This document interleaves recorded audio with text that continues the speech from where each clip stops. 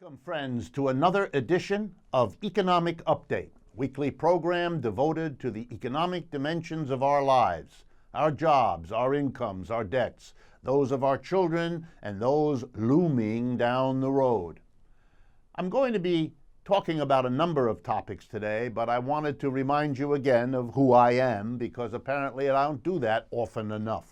My name is Richard Wolff. I'm a professor of economics. I've been doing that all my life, and I currently teach as a visiting professor at the new school here in New York City.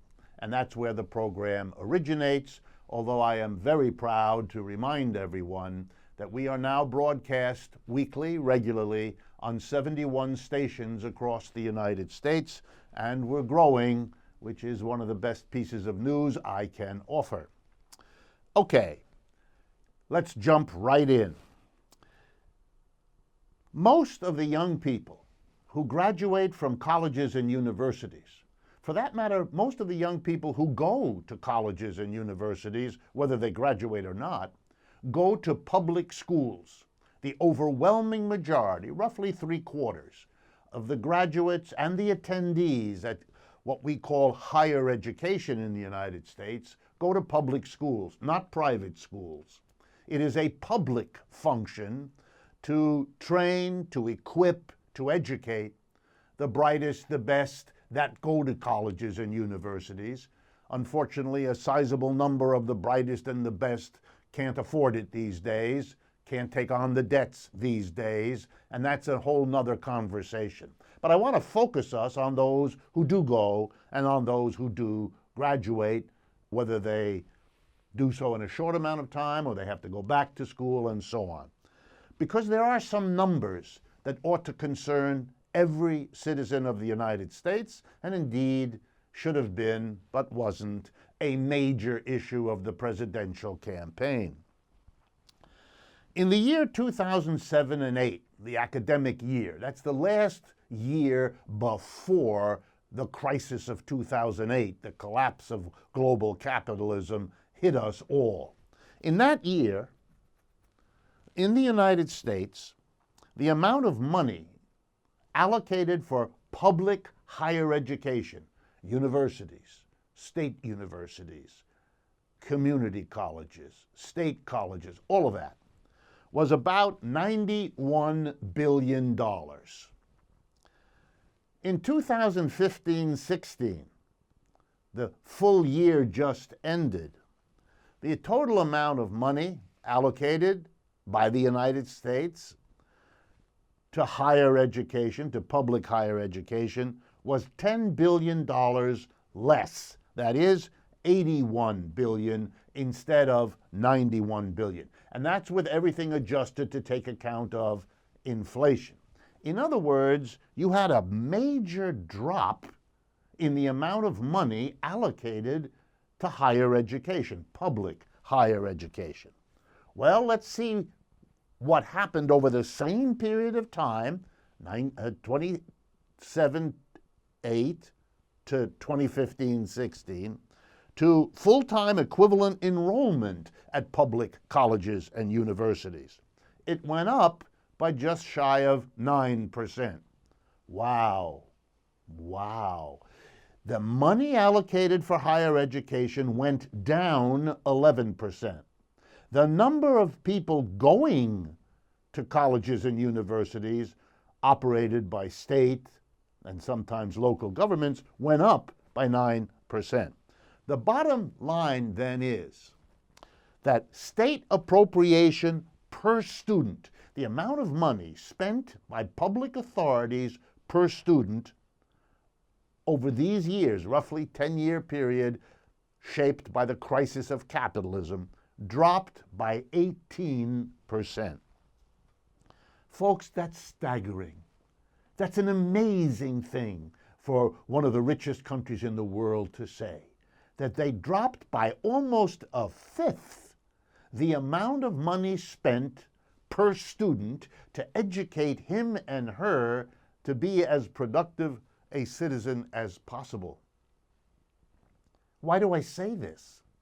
Well, every economist I know, left-winger, right-winger, center, agrees with the following sentence: "The future of the United States economically, in a world economy, depends more on the quality and quantity of the young people getting higher education than perhaps on anything else."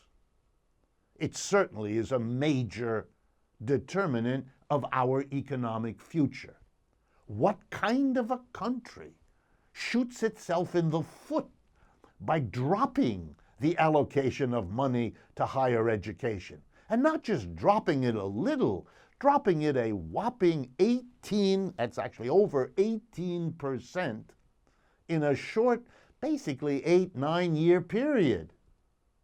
Sure, we're in economic difficulty, but the economic difficulty we are in is absolutely no excuse for creating worse difficulties for us down the road. By the way, these statistics, if you'd like to pursue them, can be found on the website of the Center for Budget and Policy Priorities, and their website is cbpp.org, which is where those numbers were taken.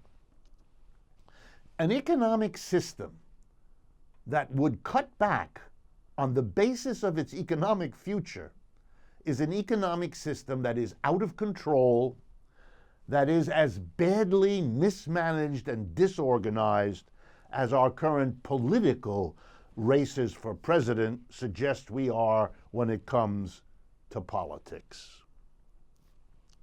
Let me turn next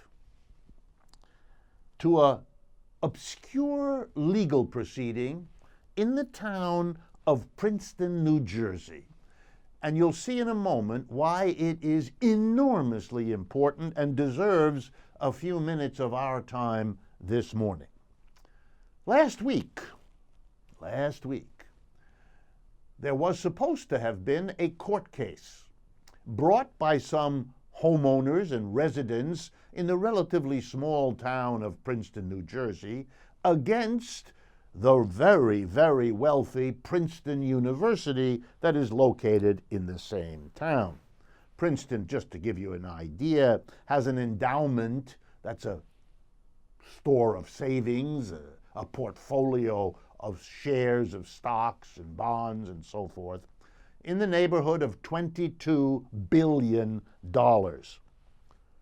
It is therefore one of the 5 richest universities here in the United States, and for all I know, perhaps in the whole world. It's very rich. What was this court case supposed to do? Here's the point. The local homeowners said, and by the way, many local small businesses agreed with them, that there is something fundamentally unfair about a huge university, wildly wealthy, being able to carry on commercial profit-making enterprises, but because it happens on the campus of the university, they don't have to pay taxes. What that means is a source of revenue that's supposed to come to every community, both from the citizens who live there and the small businesses and medium-sized businesses and big businesses that work there. One of those sources of revenue, which in Princeton would be enormous since the university dwarfs everything else, is cut off from local taxpayer use. It's not available to the local community because they're not allowed to tax. Let me give you examples. In the case that was brought here to trial, it turns out that the university partners with certain corporations when patents are developed for processes that were invented or discovered in the university's laboratories. Often universities partner with private enterprise to conduct research. And this is very attractive because it turns out that when the research results in something you can copyright or patent or make private property one way or another and charge lots of money to other people to get the benefit from it, it turns out if you're a university, you don't have to pay taxes the way you would if it was just done by some other private enterprise. Let me give you another example. I've been a professor at many universities.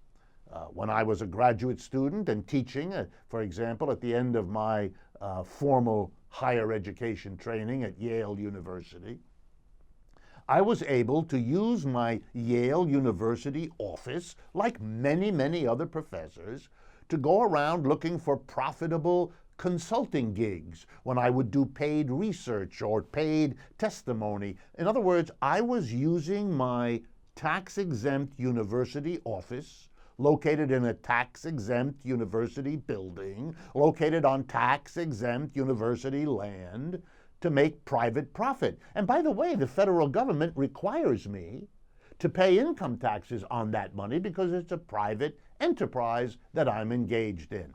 But Yale doesn't have to pay anything, even though its property is being used for a profit-making enterprise. The university had a film series that competed with a local movie house. The university did all kinds of services out of its computer center, which it charged money for, but it didn't have to pay taxes. You get the picture. Universities hide a great deal of money-making activity, all kinds of it. They hide it from taxes. They evade taxes because they say it happens on the university's land. Well, let me remind you what the law says. You get a tax exemption not because of where something happens, and you don't get a tax exemption because of the name of the institution. You're supposed to get a tax exemption if and only if your activity is a tax-exempt activity, like education, like charity, like religious services, and so on.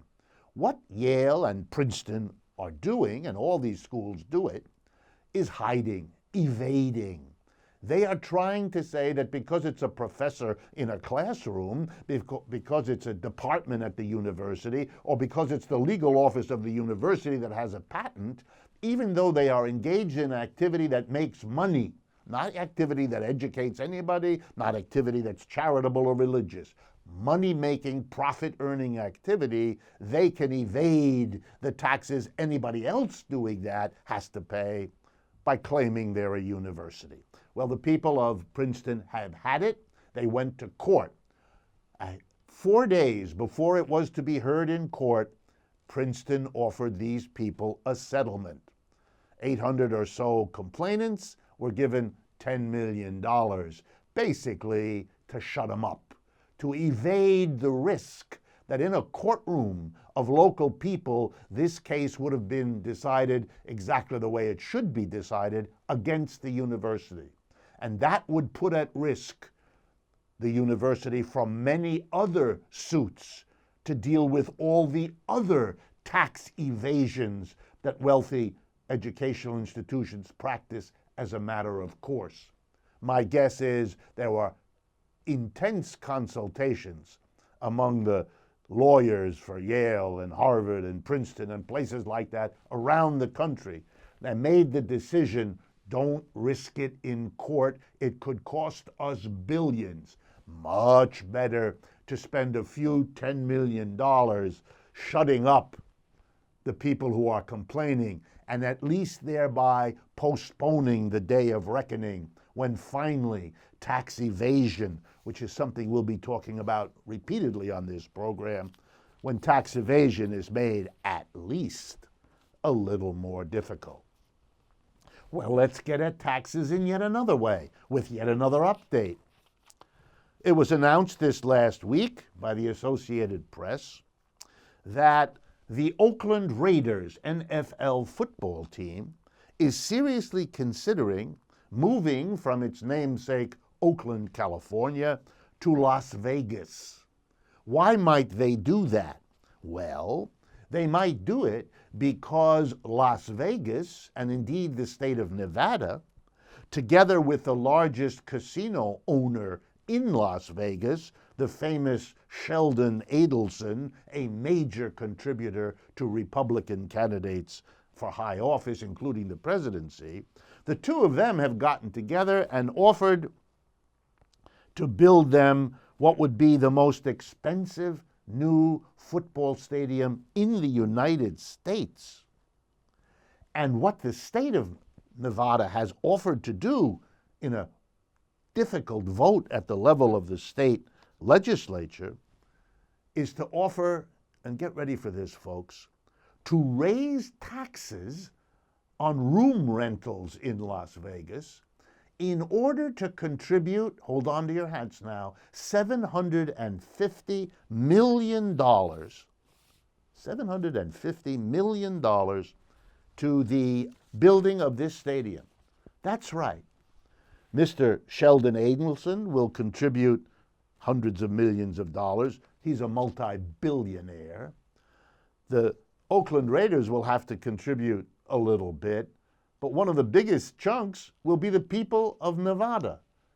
That is, in Nevada, where, among other things, they've cut back money for the state university, cut back money for all kinds of basic social services, done a real number on not meeting the needs of their people, they're going to raise taxes on room rentals in order to build an even bigger stadium, 65,000 seats, apparently, domed stadium, etc., etc.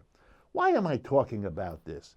Well, it's not really, although I sure could, to talk about what kind of priorities make a city and a state that cuts back on public services find it in its heart to raise taxes and build a stadium.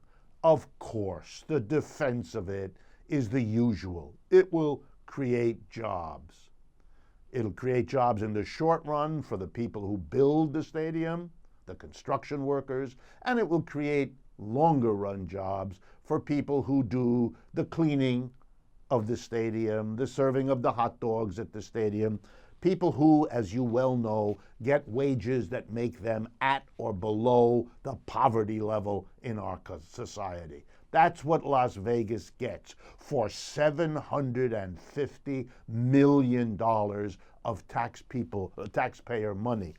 It is, by the way, also, and this is the more important lesson, it is yet another example, and there are tens of thousands of them, of the way in which capitalist enterprises, which is what the Oakland Raiders, like every other team, that's what they are, money-making operations that are invested in by wealthy people who own them and want to make money out of them.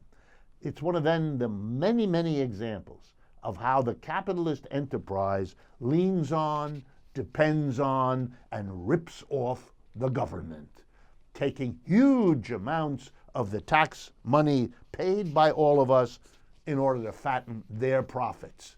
They'll be smiling all the way to the bank, cashing in on the tickets they sell, on the television rights they sell, on the hot dogs they sell, because the cost of it has been picked up by the state of Nevada to the tune of $750 million. The next time you hear some businessman, businesswoman, business leader tell you about how private enterprise is the backbone of the government, of the economy, and we need to get the government off our backs. The government isn't on the back of capitalist enterprise. The government has been shoring up, funding, tax breaking, subsidizing capitalist interest from the beginning of capitalism.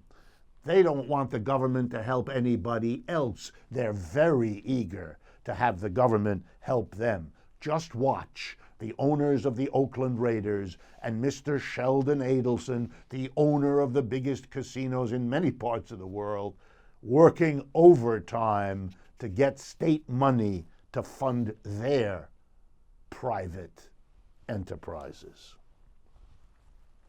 Well, here's my next story that I want to talk to you about, and this becomes an increasing part of our programs. I'm proud to say that, and I'm happy to say it, because I want you to enjoy, as best you can, the lifestyles of the rich and famous. To be a bit more honest with you, I want you to get to know them better and to see how they work. You know, I've said several times in recent weeks and months, I've told you about that report done by the British investigatory institution, very famous around the world, called Oxfam, O-X-F-A-M, which you can also find on the internet if you're interested in their very, very good work. And I told you about a report, I believe, issued in February of this year that left us with the following statistic, that the 62 richest individuals in the world together own more wealth than the bottom half, the poorer half of the world's population, 3.5 billion. I'm not going to tell you again the immorality, the ethical horror of what that means. I want to introduce you and talk to you briefly about the wonderful career of one of those 62 people. Okay? His name, for everyone to know, and I want to be sure to pronounce it correctly, Al-Walid bin Talal. He is a prince in the royal family that governs Saudi Arabia. And he is listed as, I believe, I want to get his rank correctly here and not misstate it, that he is one of the 21st, I think 21st is the number of richest people in the world. In any case, he's one of them, and he's doing real well. How did he get into the news this last week so that I could catch hold of him and tell you a story? Well, he bought a yacht. And the yacht he bought was originally built, by the way, it's a yacht that I'm going to describe to you in a few minutes, was originally built for another Saudi Arabian billionaire named Adnan Khashoggi. But it is now, as I say, it has been purchased by Al-Walid bin Talal. The yacht was built in 1980 by the yacht builder Benetti. It then cost, in 1980, $100 million. That would be almost $300 million now. Its original interior, for those of you who care, was designed by Luigi Sturcio. Okay? It is 180 meters, it's 85 meters long. At that time, it was the longest, biggest yacht in the world. Bigger yachts have now been built, and it is half a shame to tell us that it is now ranked below 60th largest yacht. If these kinds of distinctions don't mean much to you, they don't mean much to me either, but I thought somehow it might be interesting. This yacht has had a famous history. It appeared in the James Bond movie Never Say Never Again, where it featured as a mobile headquarters for some evil empire, etc., etc. The original owner, Adnan Khashoggi, ran into financial difficulties. So in 1988, he sold it to the Sultan of Brunei, another billionaire in that top list. And he shortly thereafter sold it, and I thought this was cute, to a man named Donald Trump for $29 million. And after he reconditioned it and spent a lot of money on it, Trump renamed it from its original name, Nabila, for the daughter of Adnan Khashoggi. He renamed it Trump Princess. Okay. Then it turned out Donald Trump ran into financial difficulties, and he sold it in 1991 to Prince Al-Walid bin Talal for a mere $20 million. Wow. It has a new name, 5KR, and it was explained in the press that the reason the yacht is now called 5KR is because 5 is Al-Walid bin Talal's lucky number, and KR stands sort of for the Kingdom Holding Company, which is the way he holds his wealth, and the R has to do with one of his children. Wow. Let me tell you about this yacht. When it was delivered, it had 5 decks. It had a disco hall, a cinema with seats for 12 people, and 2 double beds. I kid you not. Why the cinema has 2 double beds, I don't know, and my instinct tells me, don't go there. It also has 11 opulent suites, a helipad on the top with funnels from the exhaust shaped outward so they don't interfere with the helipad. It has a pool with a water jet on top, a crew of 48, a top speed of 20 knots, and a cruising speed of 17.5. It is propelled forward by two 3,000 horsepower Polar engines. I don't know what those details mean either, but you're talking about a billionaire, and that's what he spends his money on. If you're wondering where he gets it, by the way, he's listed as currently being wealthy to the tune of $18 billion. But if you're interested in where he gets it, you might like to know that Al-Walid bin Talal is the second largest shareholder after the Murdoch family in Fox News. I'm going to let that sink in. He also is the largest single shareholder of the Citibank of New York. He owns several private jets, including a Boeing 747, and he's rumored to be buying a new Airbus 380. The people who have lots of wealth spend it in these ways. Who cares that there's hunger in the country or in the world, that there's poverty, that there are diseases we know how to cure, that there are children needing an education that's not available? We are going to spend the wealth of the world, the amount of money gathered by Fox News and paid to its shareholders like him, the amount of money gathered by Citigroup out of every little checking account, out of every little credit card they issue, and sent to the prince so he can spend it this way. This is the way capitalism works nowadays. We live in it.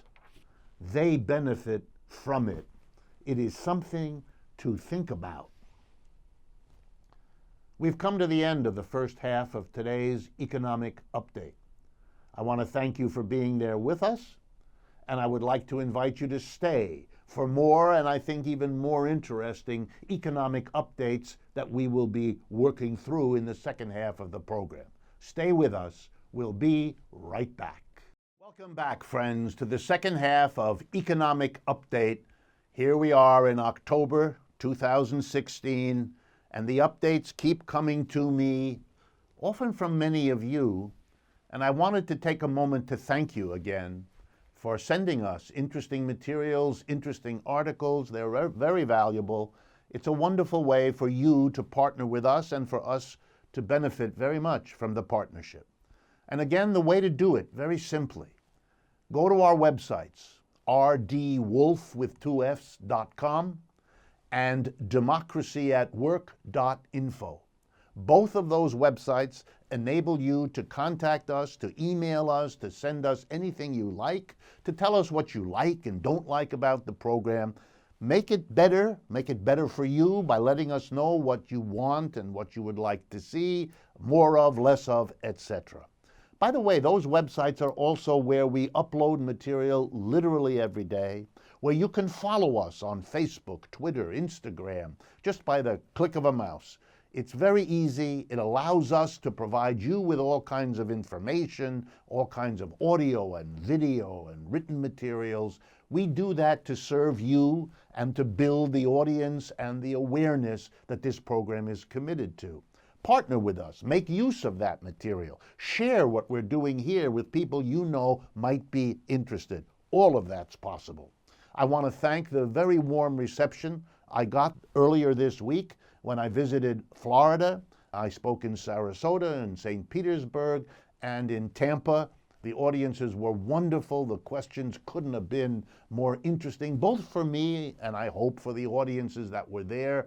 This is a wonderful opportunity for me to get around in the country, to meet people, to have the kind of extended interaction that our program simply doesn't make possible. If you are interested in having me come to that part of the country that you are active in or where you live, just use those websites that I'll give you again in a moment as a way to begin the conversation. We have people who will work all that out with you, just as we have people who will help get this program on even more stations than the 71 that carry us now.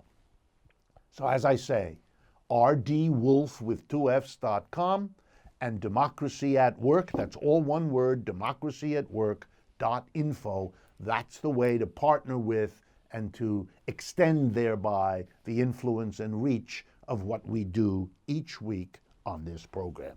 Let me get right back to the economic updates.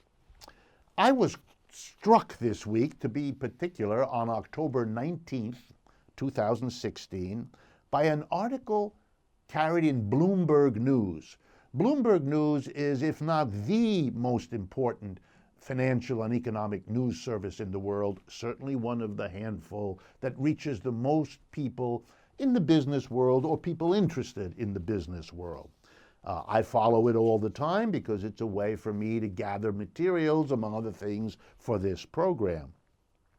So my attention was caught when I read the following headline. October 19th, the author Joseph Ciolli, C-I-O-L-L-I, Joe Ciolli. Here's the headline: Multinationals set to win the election. And then this short article lays it out better than I could. He basically said, well, let me read you the first sentence, you'll get the flavor. Regardless of which candidate wins the U.S. presidential election, domestic companies that stash the most profits overseas will be the victors, according to Goldman Sachs Group Incorporated. The rest of the article summarizes the lesson of a recent Goldman Sachs report. And it basically says how happy the biggest corporations, those that are multinational because they're active around the world, how happy they are because they're going to win no matter whether Trump or Clinton emerges victorious on election day. Since the media have excluded the other two candidates, I don't mention them, but it is a bit of a shame on a country that calls itself democracy to pretend that two of the four candidates who jumped through every hoop to become a candidate are somehow not worthy of inclusion on debates, etc., etc. But that's not my topic. My topic is, why is it that multinationals are going to win in either case? Because both major candidates have committed to trying to bring home the trillions, we're talking $2 to $3 trillion in wealth accumulated by multinational corporations that they keep abroad, because as long as they keep it abroad, guess what? They're not taxed here at home. If they came home, they would have to pay taxes on the profits they earn because that's the law. But they got a provision of the law years ago that says you don't have to pay if you keep it in a bank account or do something with it abroad and never bring it back home, or at least so long as you don't bring it back home. So now we use the excuse, and that's what it is, wouldn't it be nice to bring the money back home, as an argument now accepted by both major party candidates that if elected, they will reduce the tax to induce them to come home. How nice. Instead of slapping them with the tax they should have paid all along, we are going to induce them by giving them, you guessed it, yet another tax break for corporate profits. And that's why multinationals are going to win no matter who wins the election. And I didn't say it. Bloomberg News said it. By the way, it's called Bloomberg News because it's majority owned by Michael Bloomberg, another one of the billionaires in the 62 richest people on this planet. I don't think I need to say much more. Well, Goldman Sachs shows up again in this last week. Being the world's biggest and most powerful investment bank, I guess entitles you to lots of press. This time the press had to do with activities in a courtroom in London, England. There the two sides squared off. On the one side, Goldman Sachs, international investment banker. On the other side, the sovereign wealth fund of Libya, the country in North Africa. First, let me explain what a sovereign wealth fund is. Countries, and these are mostly countries that have some rare natural resource, gas, oil, but not only, there are other kinds of countries. If they can accumulate a great deal of money, these countries, because of the prices they charge for whatever it is they have or do, They can put that money aside, and many do, into what's called a special fund and use that money to invest in stocks and bonds around the world in order to make it grow and to have it, perhaps you can think of it this way, as a reserve fund. One of the most famous in the world is the Sovereign Wealth Fund of Norway. Norway knows very, very wisely that the oil and gas found there is a limited resource. They can sell it for a great deal of money, but as they sell it, they run out of it. There's only so much beneath the land and water of Norway. And so they decided not to lose out on all the benefits when the oil and gas run out, that they'll take a good part of the revenue they get from selling oil and gas now, put it into a fund, invest it wisely around the world, and therefore get a benefit for many more Norwegians for a much longer period of time. That's what a sovereign wealth fund is. And Libya, which has oil and gas as well, did that. Well, the problem was the Libyans wanted to get wealthy quickly, and they turned to the Goldman Sachs Corporation, as many sovereign wealth funds have, to help them. Don't you know of some good investments that will get us more return than simply buying stocks and bonds, which we know how to do? Oh, yes, said Goldman Sachs. We have these complicated derivative instruments. The very language is daunting, and you get the kind of picture. Goldman Sachs is pitching these clever deals to the Sovereign Wealth Fund, whose desire to grow quickly and become even richer is salivating at the prospect of making a killing.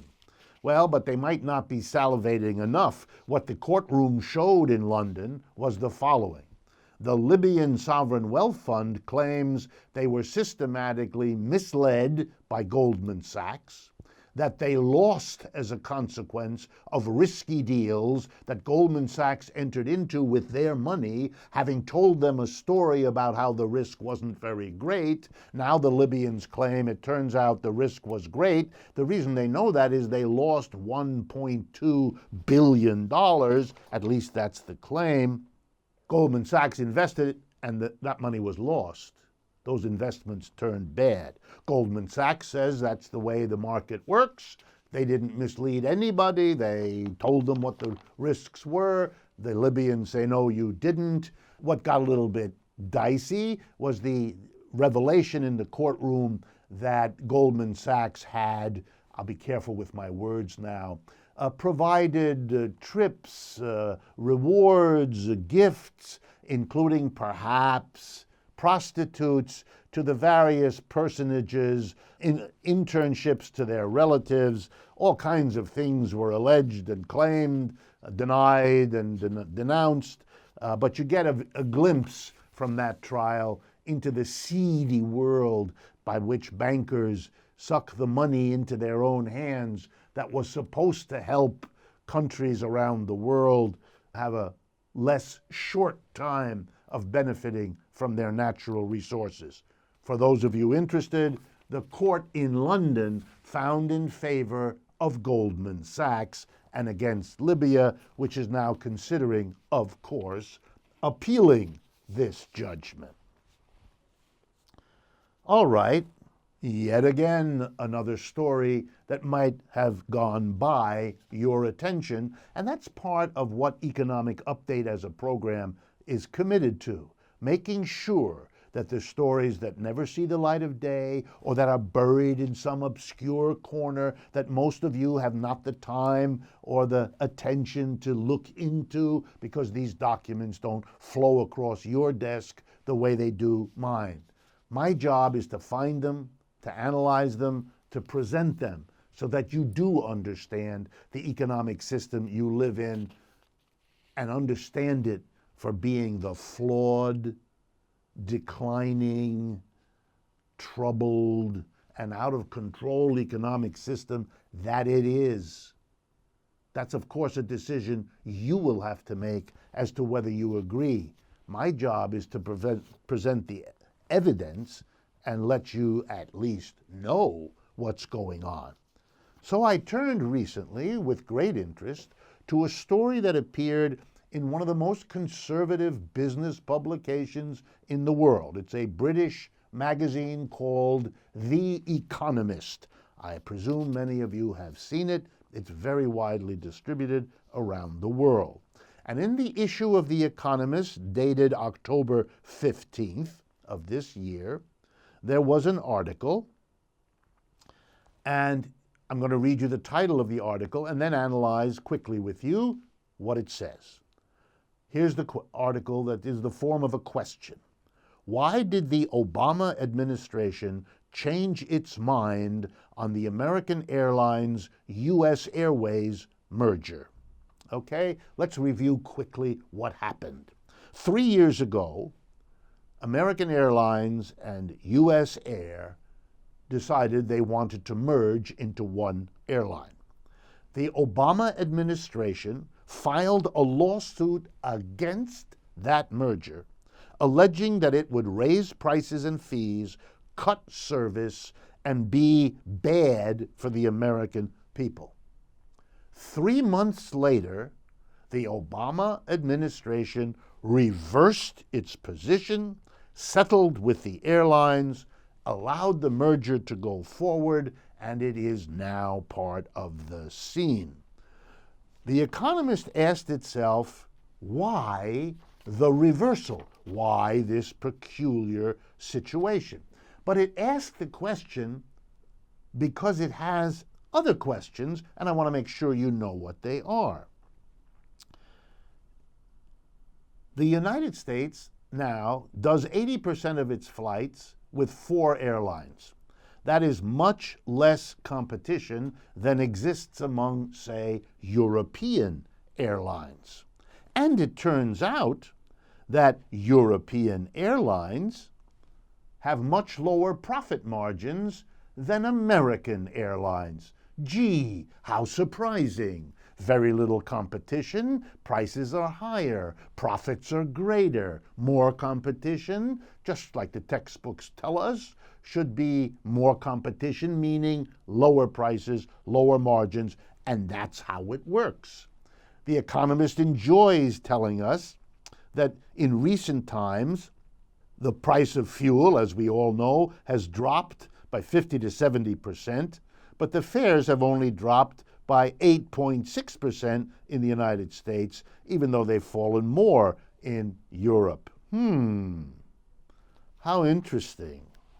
Well then, why did it happen? If already the airlines are more profitable than their European counterparts, if they're already only 4 doing the bulk of the business, why would you allow this to happen? And why would you reverse yourself? And now The Economist gives us some answers. First, immediately after the Justice Department announced its opposition to this merger, the mayor of Chicago, Rahm Emanuel, sent a letter to the agency urging them to change their position. Turns out that he had plans for the Chicago O'Hare Airport, and he wanted that airline to be part of and to support those plans, which it eventually did. Wow, maybe he had an interest. A few months after the exchange between Mayor Emanuel pushing for this merger to happen against the Obama administration, where he was once the chief of staff of President Obama and a close advisor of his, just a few months later, and I'm now going to read to you from The Economist magazine, quote, several American Airlines executives, including the chief executive, donated to Rahm Emanuel's re-election campaign. Folks, if I had a moment more time, I'd stop here and play the national anthem. There's something painfully American about all of this. Well, we're not done. It turns out that lobbying on behalf of the airline merger were a number of people. The 2 airlines spent, according to The Economist, $13 million on lobbyists. Among the lobbyists was Tony Podesta, who turns out to be the brother of John Podesta, who at that time was an advisor to President Obama and is today, if I'm not mistaken, the campaign manager for Hillary Clinton. If bells don't go off for you now, I don't know what it will take, but we're not done. The Justice Department assigned 30 lawyers, says The Economist magazine, to handle the case against the merger of American Airlines and U.S. Airways. The airlines mobilized 4 times that number of lawyers, including many who had previously worked in the Obama administration at very high levels. Needless to say, this barrage of effort worked. The government that saw the merger as a bad thing for America changed its mind, and I'm sure none of those things that The Economist magazine discovered and that I just reported to you had anything to do with the change of heart. Wow. Wow. Well, I want to conclude today by telling you about an event that I'm sure most of you probably missed. But yet it tells us an encyclopedia's worth of what is happening in the world economy and what it means. I'm talking about a strike that has been going on for a week or so at the Jim Beam whiskey producer in Kentucky. That's right. In Kentucky, and particularly in 2 towns, Claremont and Boston in Kentucky, 200 unionized workers who work in the Jim Beam distilleries have gone on strike. They are very upset that they are working very, very long hours without time to see their families. They're actually not complaining all that much about the wages of the full-time workers. They are much more upset about 2 other things: that new workers are being hired at much less than what the traditional workers, and many have worked there 20, 30 years, are getting. And they're even more upset that temporary workers are becoming a larger and larger part of the workforce. And whereas those who have been at work for a long time are earning $23 an hour, the new employees are earning only $17 an hour, and the temps are being paid $11 an hour. You don't need an advanced degree in economics to understand what's going on here. Wow. So let's talk a little bit about this strike and what it teaches us. Many of you probably believe that Jim Beam whiskey, whether you happen to drink it or not, and it's one of the major producers of bourbon whiskey in the world, as is Kentucky as a state, you might be surprised to learn that Jim Beam, this American icon of bourbon whiskey, and bourbon is an American invention, is an American product, isn't owned by Americans. Jim Beam is a subsidiary of the Japanese multinational corporation known as Suntory. What does that tell us? It tells us that a local company found profit in selling out to a huge multinational.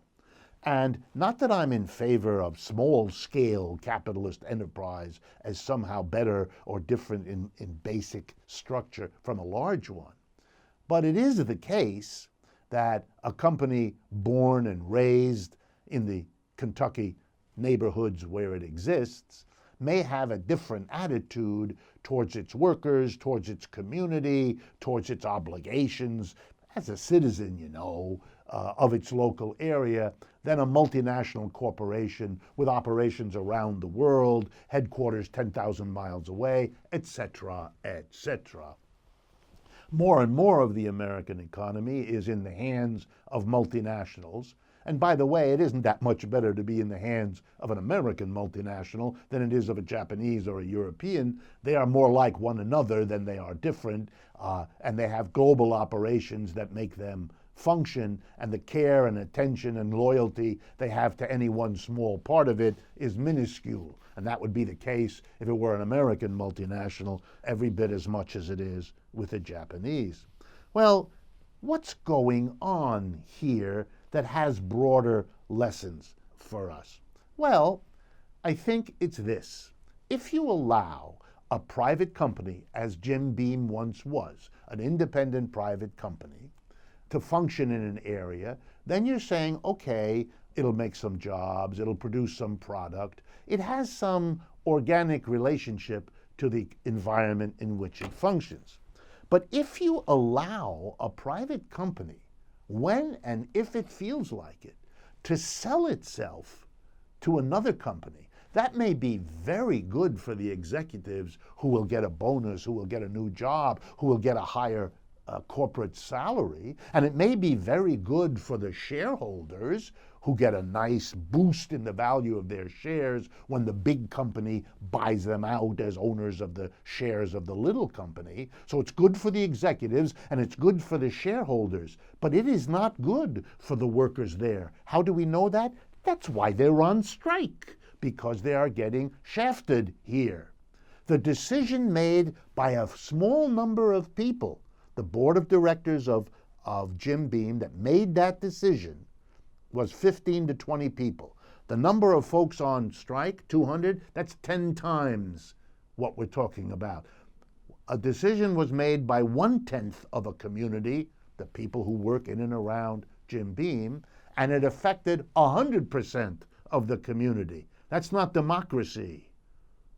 Since everybody was affected by what was done, selling the company, everybody should have had some say in the matter. Everybody should have had some democratic participation. The majority have been hurt, and not just the majority on strike, but the majority of people in the community affected by this. It's a wonderful example of what it means to allow small numbers of people to have the kind of power that the corporate capitalist structure conveys on them. But that's not all. Permit me to make an observation, a kind of hypothetical. Imagine with me, imagine if the Jim Beam Corporation hadn't been a top-down, undemocratic, capitalist enterprise. Major shareholders, a few. Board of directors elected by them, 15 to 20 people. That tiny group of people making a decision that impacts Kentucky, that impacts Claremont and Boston in Kentucky, that impacts immediately the 200 families of those who are striking, and indeed the other workers who aren't striking because they're not part of the union, etc. Imagine an alternative. Imagine a Jim Beam in which the workers, 200, 300, 400, however many there are, managers included, were a democratic cooperative. Imagine that. Maybe if everybody had to decide what to do with the company, they might not have decided to sell it to a global multinational. I don't know, but it's worth a shot. And imagine if companies in general were democratically run. I don't think, and let me push this to get you to see the point, I don't think a strike would ever happen, because a strike makes no sense. When workers strike, they hurt themselves, they have no income, and they hurt the company, which has no profits because it has no product. This is a situation where both sides lose, and it's because they're always set against each other. The capitalists trying to get more, the workers trying to hold on. If workers were the owners and operators, they'd be on both sides of that conflict.